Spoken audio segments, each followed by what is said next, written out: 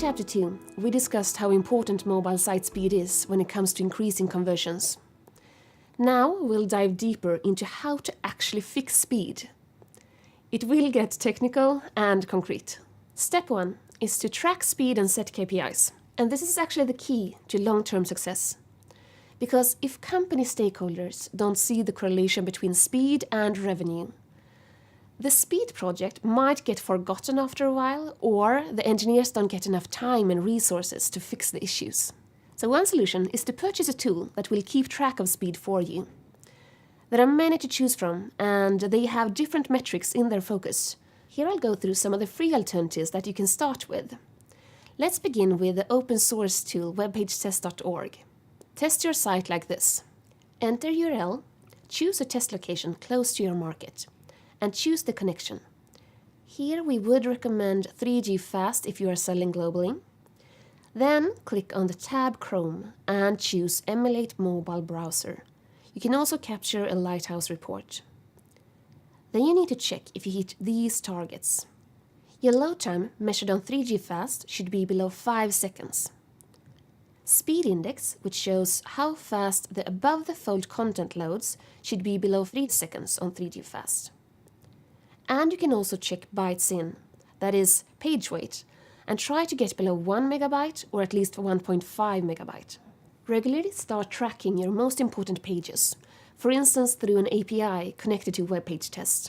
And always check all new pages that are going live. Okay, so that was the tracking. To see what you need to do in order to get your speed targets, you can use several tools, for instance Lighthouse and Chrome Developer Tools. Lighthouse will go through your code and give suggestions. And in Chrome Developer Tools, you can audit the code yourself and see where you have bottlenecks. You can also use both these tools to measure speed on pages that haven't been published yet. WebPageTest and Lighthouse give so-called lab data, since the test is performed in a controlled environment, like for instance 3G fast with the same circumstances. This is great for getting a stable metric that will show you when the site speed changes. But if you want to calculate the correlation between speed and conversions, you can easily do it by using Google Analytics.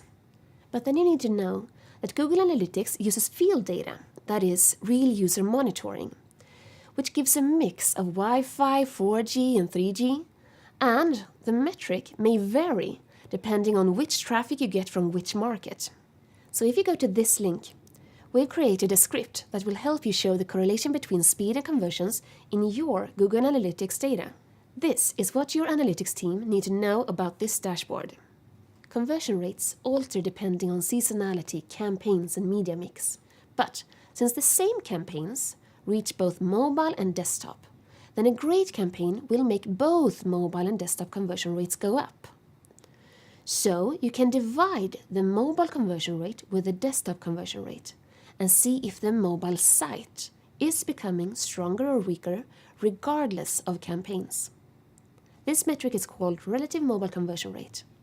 The dashboard will thereby show you that when average page load times go up, the relative mobile conversion rate go down, making the business lose revenue. Other factors may influence as well, but when you look at several months of data, the pattern is usually pretty clear. By doing this, you can even calculate what the business earns in additional revenue when the page load times are low compared to when they are high. If you want to estimate this in advance, you can use the impact calculator from Google. Okay, so you now know how fast your site is and how it correlates with revenue. Let's start going through speed optimization areas that your front-end developers can fix.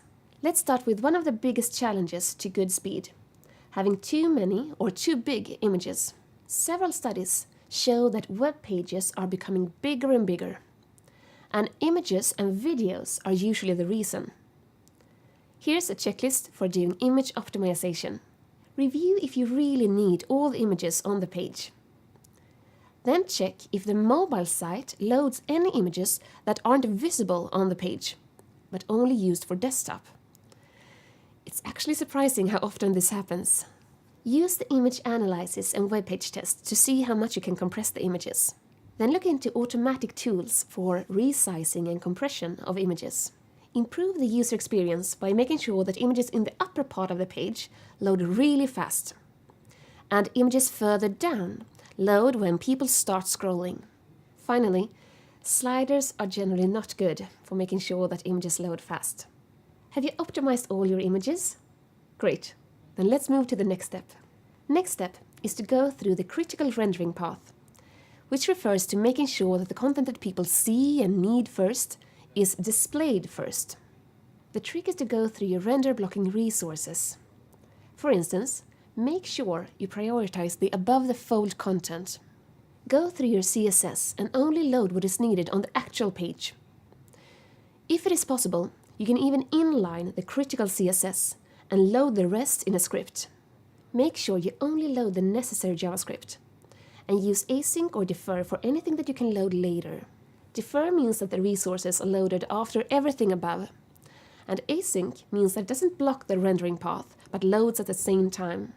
When it comes to scripts, companies need to prioritize. So go through each tag and make sure that each has an owner and is still being used. Check for any duplicates and ask the owners if they need all of them. For instance, do we need several measurement tools measuring kind of the same thing? Of course we want data and insights. But are we using all tools? And can we pause any of them that we're not using right now? Now we know how to show content very fast. But making the page interactive as soon as possible is also important for the user experience. The metric, time to interactive, measures how long it takes for the page to respond quickly to user interactions.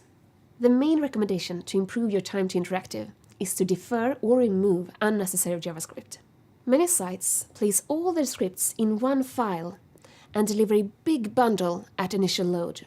This file contains support for not only the first page, but every interaction in every route, regardless if those routes are being visited. What you can do is split the code and do some tree shaking, which means removing unused code from dependencies. Okay, do you have a plan to start tracking and fixing speed? Wonderful. Then let's get to work and see those conversions go up.